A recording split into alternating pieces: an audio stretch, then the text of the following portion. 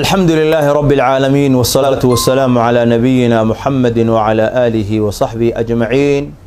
waxaan fariintan u dirayaa hooyo kaste oo waxa weeyaan aadayso u socota meelaha caan baxay ee la yiraahdo qur'aan akhriska.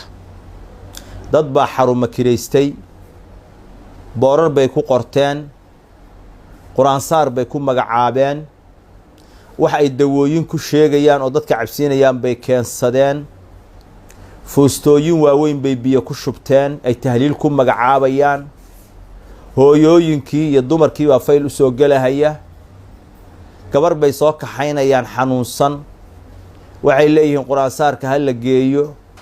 markay keento oo gabadhii la keeno ayaa makarafoonno waaweyn lagu daarayaa, markaasaa waxaa la leeyahay adiguna waa sixran tahay, ayaduna way sixran tahay, qofka wada waa sixran yahay, adiga laftigaagaaba jiran, kulligiin baaba jiran, kulligiin baa laydin quraan saaraya. meeshaas waxaa ka socda oo waxa weeyaan fasaadka ah oo aan arkayna oo magaalada muqdisho aada ugu faafay, wax caadiya ma aha.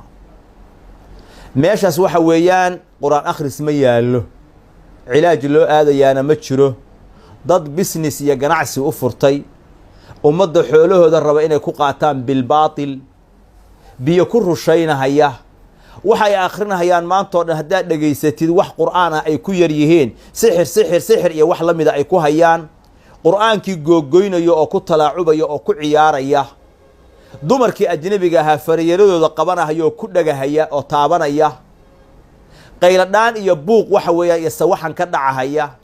qaar ka mida waxaan arkay oo fara badan markay wax akhrinahayaan dumarkii oo dhan ayaa wada ilmaynaya oo safka ku jiray oo wada ooyahaya oo isruxahaya. kulligood waxa weeyaan qaar badan oo fiyow oo yimid markay meeshaa yimaadaan jinkii iyo shayaadiin baa lagu sii daynaya. waxay ii sheegeen rag xoogaali qaarkood inay wataan fargashi ay ugu talagaleen jinka inay kusoo xaadiriyaan, oo marka waxa weeyaan qof dadkaasi ay yimaadaan fargashigaas jinka uu kusoo xaadiro oo dadkan ay ku sii daynayaan. markaasay caamadii waxay moodayaan oo leeyihiin siduu dumarka dhan uga ilmaysiiyey, siduu uga oohiyey soo arki maysid, waa nin jinku uu ka baqa weeye, waa been iyo khuraafaad weeye. yaan lacag lagaaga qaadan, waqtina ha ku luminin. hooyada adigu qur-aanka ku akhri, adigu qur-aanka isku akhri, gabadhaada adigu qur-aan saar, adigu adkaarta akhriso, ilaahay ka magan gal. meeshaas waxa weeyaan fasaadka yaalla caadi maaha. waxay raggaasi in badan ku caanbaxeen haweenka ajaanibta ah jirkooda waxa weeyaan inay taabtaan oo waxa weeyaan ay farayarada ku dhagahayaan, qaar ka mida ay qoorta qabanahayaan, qaar ka mida ay dharbaaxahayaan, qaar ka mida gacmaha ay qabanahayaan, sida ay rabaan waxa weeyaan iyo meeshay rabaan iyo xilligay rabaan ay taabanayaan.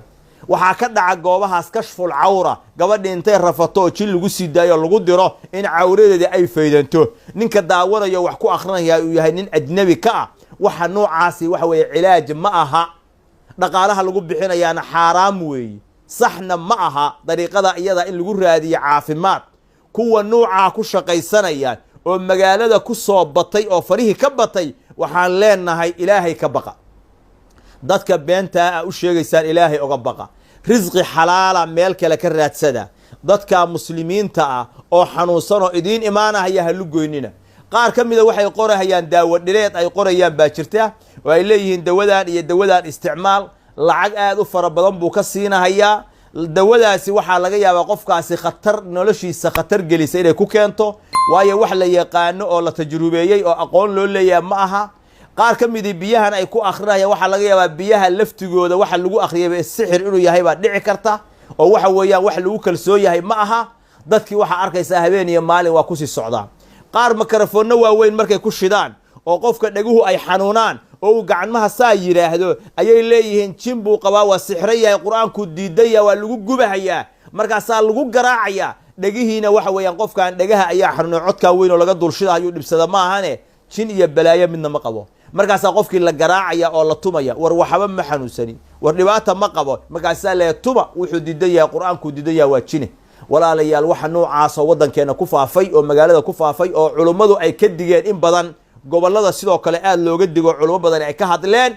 waxaan ku biirinahayaa codkii culummada mar labaad aan leeyahay, qur'aanka idinku isku daweeya, سو فاتحة ما تقانان سو قل هو الله ما تقانان قل أعوذ برب الفلق قل أعوذ برب الناس سورة ذا أتقاند إلهي وكو عافنا يا أدورنا إسكو آخري قولي قدتك تشوغا كو آخري إلهي بري سبحانه وتعالى إنه عذرك كاقاضو قف أتقاند دينتيسا يا علوم النبديسا الدنيا مالنا أن كد البناهين وأن رادينهين يقول قرآن صار يقول آخري يقول أغير وحويان طريقة دي الصحراء أهيد ومداس لكن طريقة هذا فافتي وطريقة فساد وين وكسعده هل قد دكتونادو وصلى اللهم على نبينا محمد وعلى آله وصحبه أجمعين.